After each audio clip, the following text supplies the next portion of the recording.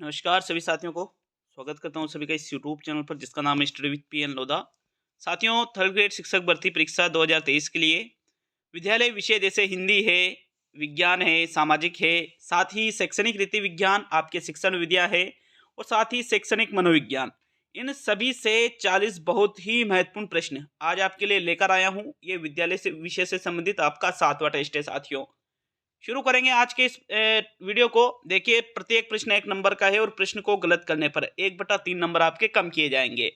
तो पहला प्रश्न देखेंगे साथियों। प्रश्न नंबर 1 में क्या है आपके, देखो, पहला प्रश्न पूछ रहा है, पियाजे के अनुसार किस अवस्था में बालक तार्किक अनुक्रिया तथा मूर्त उदाहरणों में तर्कना कर सकते हैं किंतु अमूर्त वस्तुओं पर विचार नहीं कर पाते हैं। तो वो कौन सी अवस्था है? संवेदी पेशी अवस्था है, पूर्व संक्रियात्मक अवस्था है, संक्रियात्मक अवस्था है या औपचारिक संक्रियात्मक अवस्था है।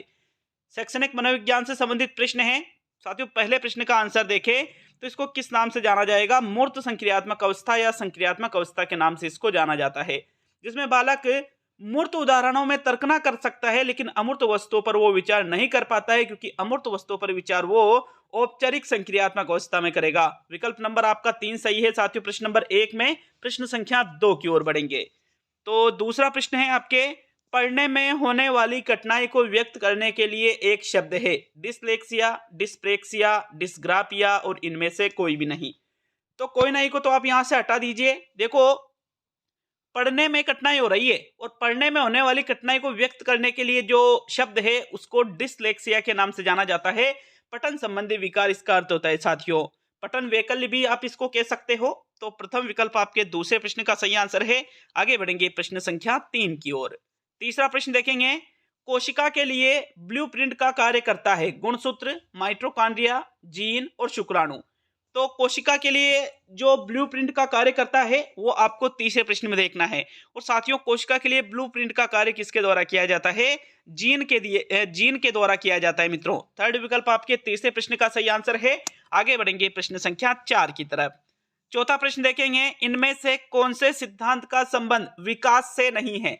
समन्वय का सिद्धांत, परस्पर संबंध का सिद्धांत, वर्गीकरण का सिद्धांत और निरंतरता का सिद्धांत। तो जिस सिद्धांत का संबंध विकास से नहीं है वो सिद्धांत आपको प्रश्न नंबर 4 में देखना है साथियों। विकास के सिद्धांतों में निरंतरता का सिद्धांत भी आता है कि भाई विकास एक निरंतर चलने वाली प्रक्रिया है। परस्पर संबंध का सिद्धांत भी आता है, अर्थात विकास के जो अलग अलग क्षेत्र है इन ये आपस में संबंधित होते हैं। और समन्वय का सिद्धांत भी विकास के सिद्धांतों में आता है, लेकिन वर्गीकरण का सिद्धांत विकास के सिद्धांतों में नहीं आता है। अतः चौथा जो प्रश्न है इसका तीसरा विकल्प आपका सही आंसर है साथियों। आगे बढ़ेंगे प्रश्न संख्या 5 की तरफ। तो चलिए पांचवा प्रश्न देखेंगे, निम्न में से असत्य कथन है। असत्य कथन का चुनाव आपको प्रश्न नंबर 5 में करना है। पहला कथन है, विषय आत्मबोधन परीक्षण मॉर्गन व मुर्रे के द्वारा बनाया गया। इस परीक्षण में 30+1 कार्ड होते हैं। यह परीक्षण 10 वर्ष से अधिक आयु के बालकों के लिए होता है और यह एक अप्रक्षेपी परीक्षण है। तो प्रश्न नंबर 5 में जो विकल्प आपको असत्य लगे उसका चयन करना है साथियों। जो विषय आत्मबोधन परीक्षण है इसका निर्माण किसके द्वारा किया गया था? मॉर्गन व मुर्रे के द्वारा किया गया। 30+1 कार्ड होता है, एक खाली कार्ड होता है इसमें, ठीक है। और परीक्षण जो है 10 वर्ष से अधिक आयु के बालकों के लिए भी होता है। अब यहाँ पर अगर बात करें कि भाई ये कह रहा है कि यह एक अप्रक्षेपी परीक्षण है, तो ये गलत है, क्योंकि ये जो परीक्षण है विषय आत्मबोधन परीक्षण ये कैसा एक प्रक्षेपी परीक्षण है साथियों। विकल्प नंबर 4 आपके प्रश्न नंबर 5 का सही आंसर है। नेक्स्ट प्रश्न संख्या 6 की ओर बढ़ते हैं साथियों। छठा प्रश्न देखेंगे। आज का ये सेकंड वीडियो है। पहला वीडियो जो है मैंने राजस्थान जीके के 60 महत्वपूर्ण प्रश्नों का वीडियो डाला है। बहुत कम समय में वो 60 प्रश्न हल किए साथियों। और इसके बाद एक और शैक्षिक तकनीकी का भी आपके वीडियो आएगा।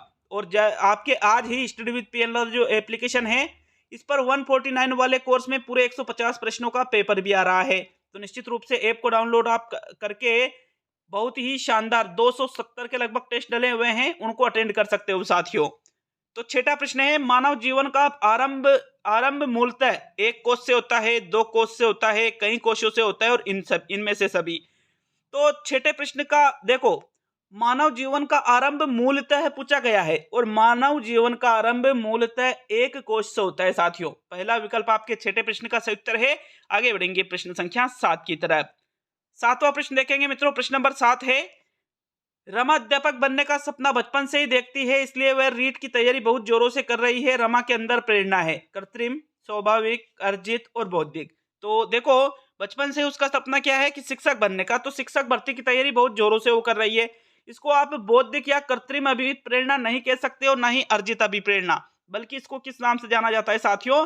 स्वाभाविक अभिप्रेरणा के नाम से इसको जाना जाता है। तो प्रश्न संख्या 7 में आपका जो दूसरा विकल्प है ये आपका आंसर है। नेक्स्ट 8वें क्वेश्चन की ओर बढ़ेंगे। प्रश्न नंबर 8 है आपके, वाइगोस्की के अनुसार सीखने को पृथक नहीं किया जा सकता है, किससे? पुनर्बलन से पृथक नहीं किया जा सकता, व्यवहार में मापने योग्य परिवर्तन से पृथक नहीं किया जा सकता, अवबोधन और अवधारणात्मक प्रक्रिया से पृथक नहीं किया जा सकता और उसके सामाजिक संदर्भ से पृथक नहीं किया जा सकता। तो 8वें प्रश्न का उत्तर बताइए मित्रों। प्रश्न नंबर 8 में कौन से विकल्प का चुनाव करोगे? देखो, वाइगोस्की का यह मानना है कि जो व्यक्ति सीखता है, तो वाइगोस्की ने कौन सा सिद्धांत दिया? सामाजिक सांस्कृतिक विकास का सिद्धांत दिया। तो इन्होंने बताया है कि उसके सामाजिक संदर्भ से आप उसको पृथक नहीं कर सकते हो, उसके सीखने को। चौथा विकल्प आपके प्रश्न 8 में सही है साथियों। प्रश्न संख्या 9 की ओर बढ़ेंगे। प्रश्न नंबर 9 है आपके, किसी व्यक्ति द्वारा अपने स्वयं को दूसरे व्यक्तियों के साथ संबद्ध करने और उनकी विशेषताओं या दृष्टिकोण को स्वीकार करने की प्रक्रिया कहलाती है? प्रतिगमन, पलायन, तादात्म्य या उद्भवन? 9वें प्रश्न का उत्तर बताओ साथियों। व्यक्ति के द्वारा क्या किया जा रहा है? अपने स्वयं को दूसरे व्यक्ति के साथ संबद्ध किया जा रहा है और उनकी जो विशेषताएं हैं, उनके जो दृष्टिकोण, सोचने विचारने के जो तरीके हैं, इनको वो स्वीकार कर रहा है। तो इसी को तादात्म्य कहा जाता है साथियों। विकल्प नंबर 3 आपके 9वें प्रश्न का आंसर होगा। नेक्स्ट 10वें प्रश्न की ओर बढ़ेंगे। चलिए 10वां प्रश्न देख लेते हैं। प्रश्न नंबर 10 है, हेंस आइंजैक के अनुसार मानसिक रोग, क्षीण एकाग्रता, क्षीण स्मृति, असतर्कता, क्रूरता जैसे लक्षण किस व्यक्तित्व में पाए जाते हैं? तो भाई देखो, कुछ चीजें यहाँ दे रखी है, जैसे क्रूरता, बहुत ज्यादा उसको गुस्सा आता है, असतर्कता, खुद के प्रति सतर्क नहीं रहता है, क्षीण स्मृति मतलब कमजोर उसकी स्मृति है, क्षीण एकाग्रता, कुछ देर के लिए भी वो एकाग्र नहीं रह सकता है, मानसिक रोग उसको है, तो उसको बहिर्मुखता, मनस्तापिता, अंतर्मुखता या सांवेगिक स्थिरता। भाई वो सांवेगिक रूप से स्थिर नहीं है, तो फिर सांवेगिक स्थिरता में नहीं रखेंगे।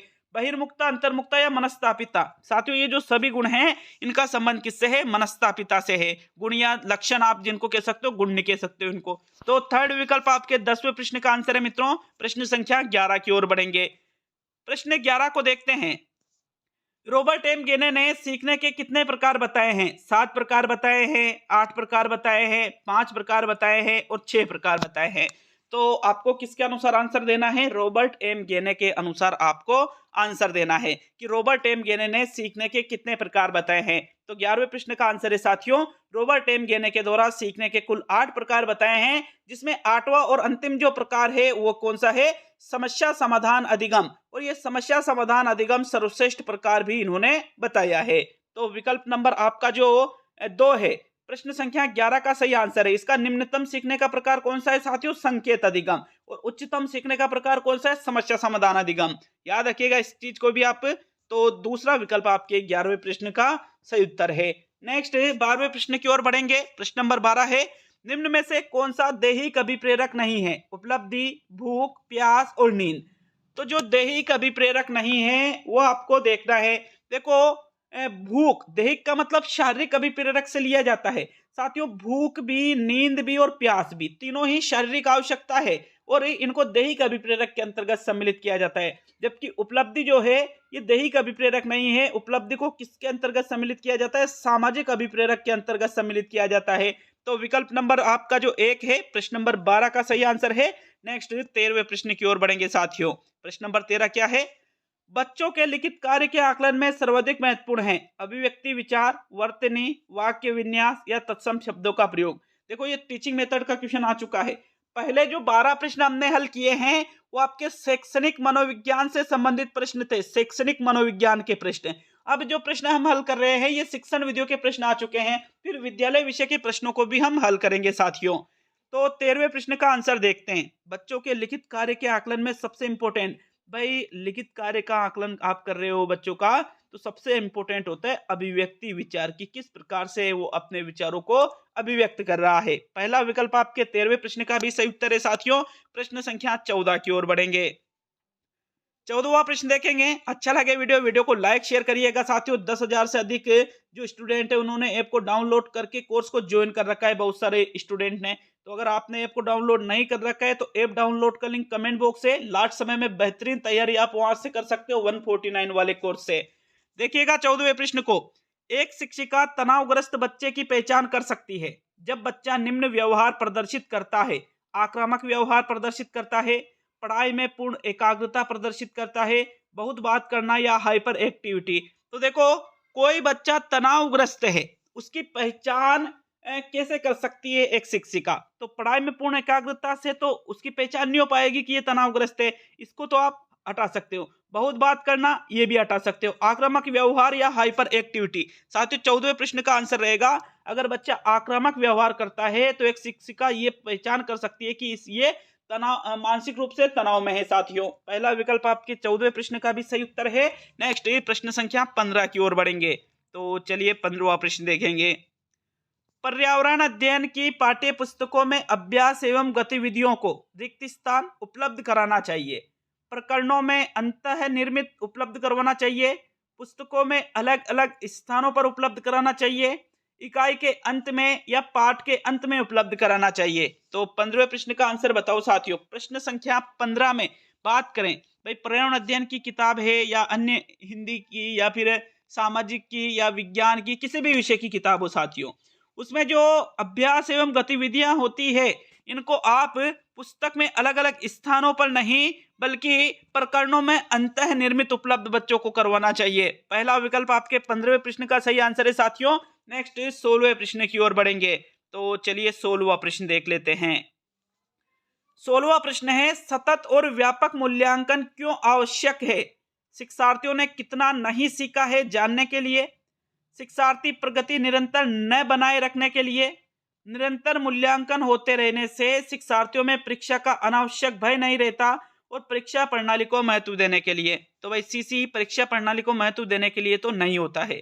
शिक्षार्थी ने कितना नहीं सीखा है जानने के लिए, प्रगति निरंतर न बनाए रखने के लिए। प्रगति तो निरंतर बनाए रखने के लिए होता है, तो ये भी गलत। तीसरा या पहला? साथियों प्रश्न संख्या 16 का आंसर रहेगा आपके विकल्प नंबर 3। निरंतर मूल्यांकन यदि होता रहेगा तो शिक्षार्थियों में परीक्षा का अनावश्यक भय नहीं होता है। इसी वजह से सतत और व्यापक मूल्यांकन आवश्यक है मित्रों।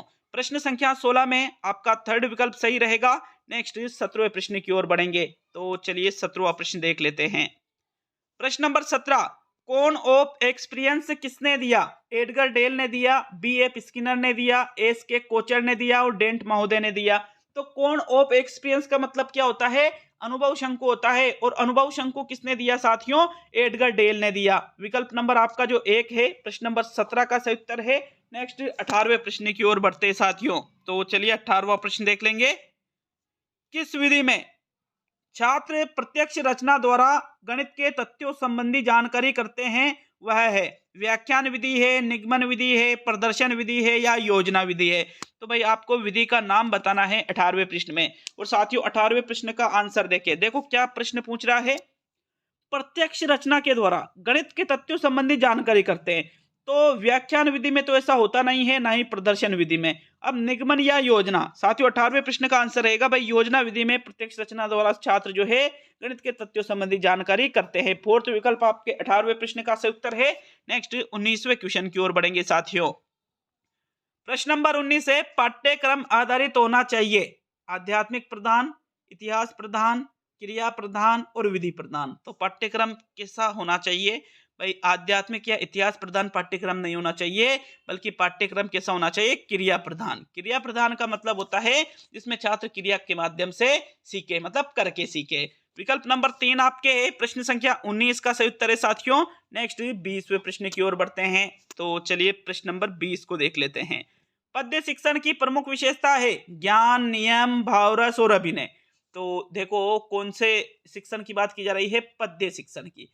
और पद्य शिक्षण में कौन सी चीज आती है? कविता है, छंद है, दोहे हैं, ये चीजें पद्य शिक्षण के अंतर्गत आ जाती है।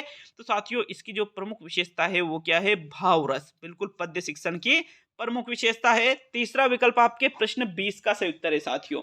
21वें प्रश्न की ओर बढ़ेंगे। 21 में क्या है?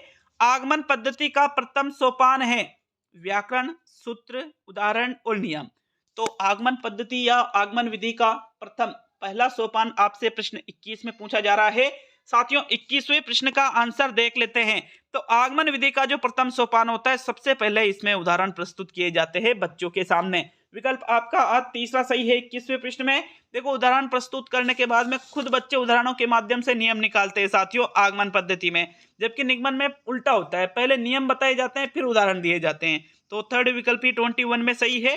22 को देख लेते हैं साथियों। आपके 22वां प्रश्न है करिकुलम, एक सेकंड रुकना, करिकुलम शब्द की उत्पत्ति किस भाषा से हुई है? जापानी, लैटिन, संस्कृत और अंग्रेजी। तो एक शब्द है करिकुलम। करिकुलम शब्द की बात की जाए तो इस शब्द की उत्पत्ति कौन सी भाषा से हुई है साथियों? लैटिन भाषा से हुई है।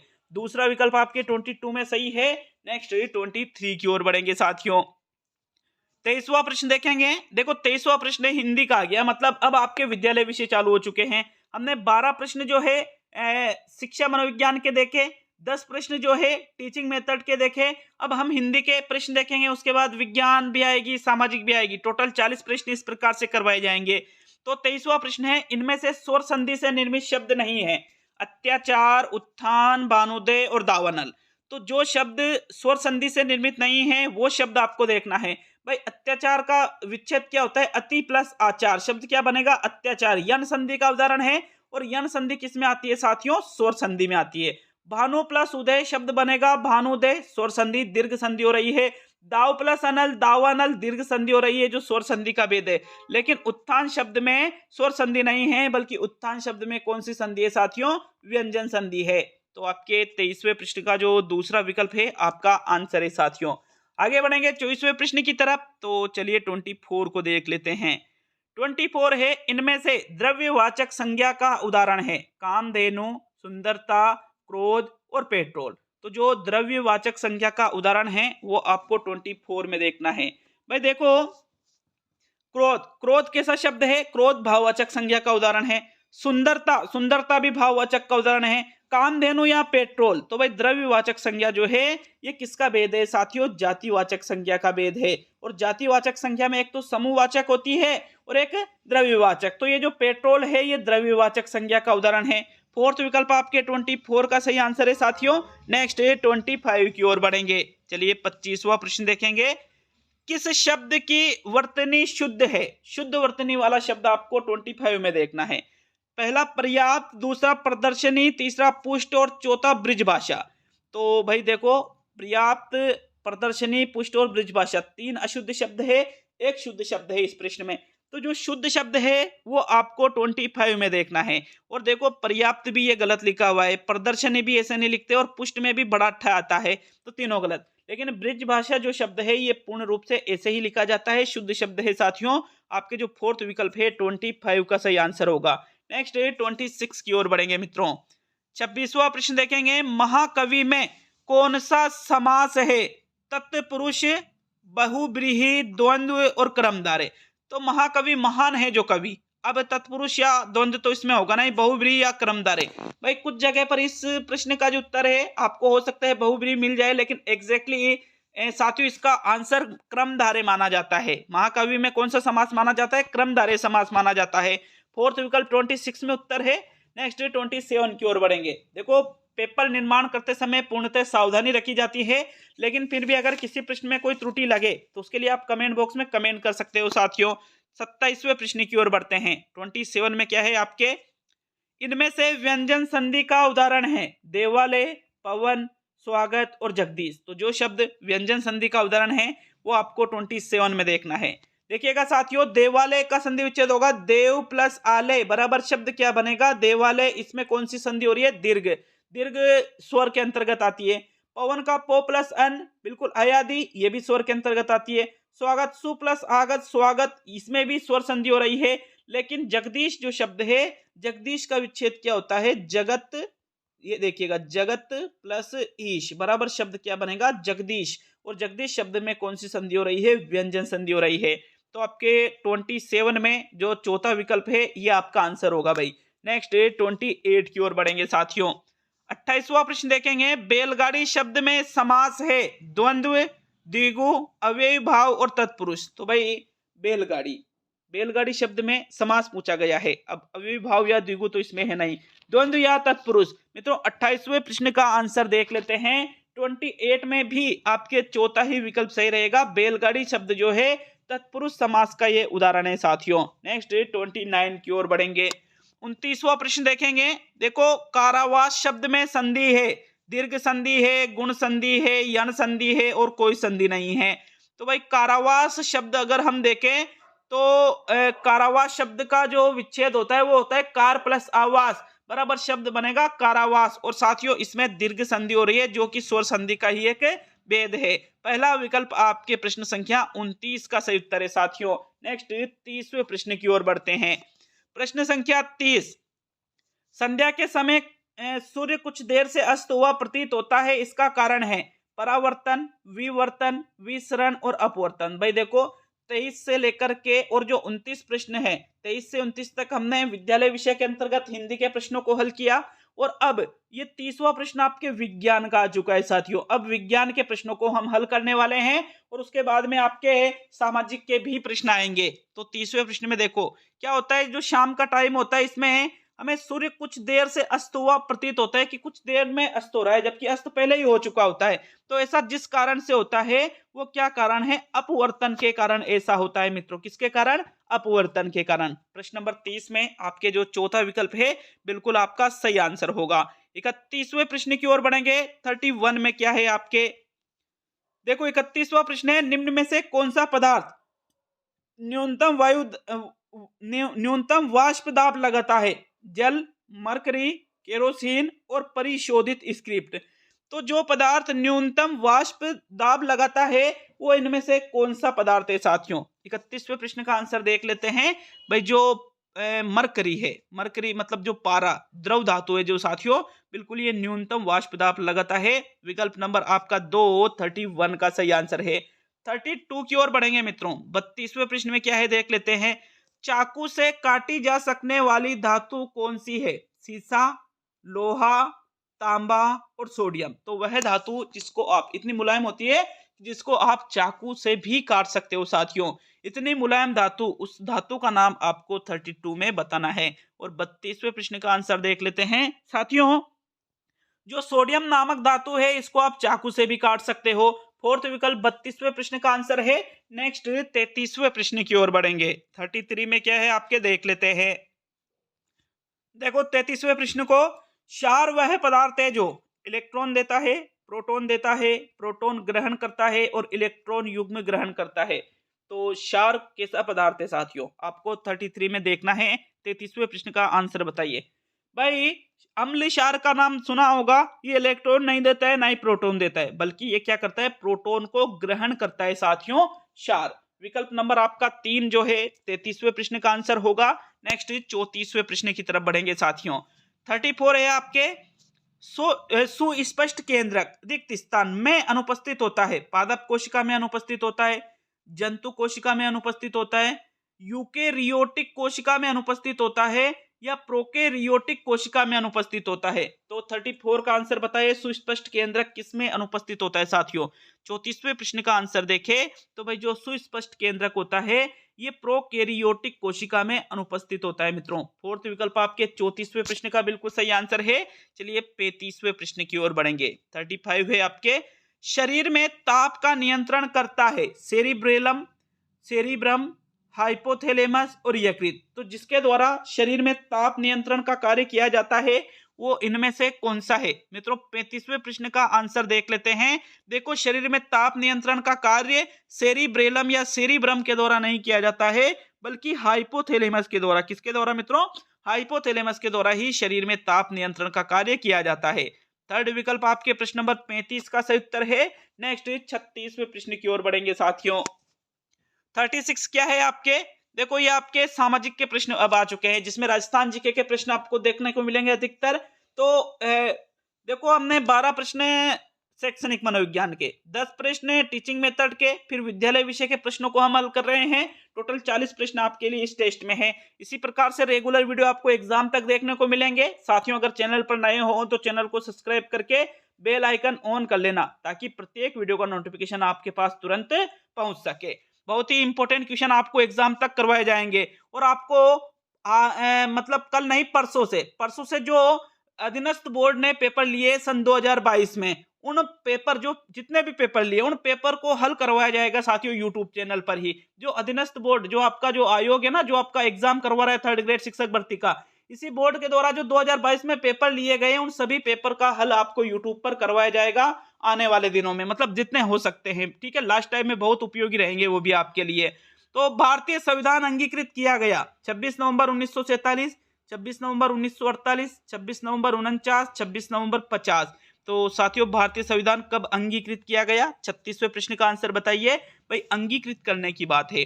और मित्रों 36वें प्रश्न का आंसर देखें तो 26 नवंबर 1948 को भारतीय संविधान अंगीकृत किया गया था साथियों। दूसरा विकल्प आपके 36 का सही आंसर है। नेक्स्ट 37 की ओर बढ़ेंगे साथियों। तो 37वां प्रश्न देखेंगे, किस विधानसभा चुनाव में राजस्थान विधानसभा की सदस्य संख्या बढ़ाकर 184 से 200 की गई थी? चौथे में, पांचवें में, छठे में और सातवें में। तो भाई उस टाइम पे 184 थी, लेकिन जिस विधानसभा चुनाव में विधानसभा की सदस्य संख्या बढ़ाकर के कितनी, वर्तमान में भी कितनी है? 200 ही है साथियों। और 184 से बढ़ाकर ये जो 200 की गई थी, तो ये कब की गई थी? ये की गई थी साथियों जो छठा विधानसभा चुनाव हुआ था, इसमें विधानसभा सदस्य संख्या 184 से बढ़ाकर कितनी कर दी गई थी? 200 कर दी गई थी साथियों। 1977 तक 80 से ही हुआ था, 77 से 80 तक, और ये वर्तमान तक चल रहा है। तो बिल्कुल थर्ड विकल्प आपके प्रश्न नंबर 37 का सही उत्तर है मित्रों। नेक्स्ट 38वें प्रश्न की ओर बढ़ेंगे। 38 है आपके, अकबर ने जजिया कर कब समाप्त किया था? 1574, 1670, 1550 और 1564। तो भाई 1670 में तो था ही नहीं है, तो इसको तो आप काट सकते हो। 50, 64 या 74। 38वें प्रश्न का आंसर देखे, कौन सा कर? जजिया कर साथियों। और अकबर के द्वारा जजिया कर को 1564 ईस्वी में समाप्त किया गया था। फोर्थ विकल्प आपके 38वें प्रश्न में सही है, जबकि इसने दास प्रथा का अंत किया था 1562 ईस्वी में साथियों। चलिए आगे बढ़ेंगे प्रश्न नंबर 39 की ओर, जो कि सेकंड लास्ट प्रश्न है साथियों। अच्छा लगे वीडियो को लाइक शेयर करके जाइएगा। और 40 में से कितने प्रश्नों को ईमानदारी से सही किया माइनस मार्किंग के बाद में, वो भी हमें कमेंट बॉक्स में कमेंट करके जरूर बताइएगा। 39वां प्रश्न है, उष्णकटिबंधीय सदा हरित वन कहाँ पाए जाते हैं? मध्य भारत एवं हिमालय क्षेत्र, केवल हिमालय क्षेत्र, कर्नाटक, केरल, तमिलनाडु और पश्चिमी घाट, शिलांग पठार और अंडमान निकोबार। तो देखो उष्णकटिबंधीय सदा हरित वन इनमें से जिस जगह पर पाए जाते हैं वो कौन सी जगह है आपके? पश्चिमी घाट, शिलांग पठार और अंडमान निकोबार में साथियों उष्णकटिबंधीय सदाहरित वन पाए जाते हैं। फोर्थ विकल्प आपके 39वें प्रश्न का सही आंसर होगा। अब आज का अंतिम और 40वां प्रश्न देख लेते हैं। ऐप को डाउनलोड नहीं कर रखा है तो लिंक मैंने कमेंट बॉक्स में दे रखा है साथियों। पानीपत का प्रथम युद्ध किसके बीच में हुआ? Ibrahim Lodi versus Akbar, Babur versus Ibrahim Lodi, Hemu versus Akbar और बाबर व अफगानों के बीच। तो पानीपत का जो प्रथम युद्ध हुआ था, ये जिनके मध्य हुआ था, वो आपको 40वें प्रश्न में देखना है साथियों। 40वें प्रश्न का आंसर देखें तो पानीपत का प्रथम युद्ध बाबर और इब्राहिम लोदी के बीच में हुआ था मित्रों। विकल्प नंबर 2 आपके 40वें प्रश्न का सही आंसर है।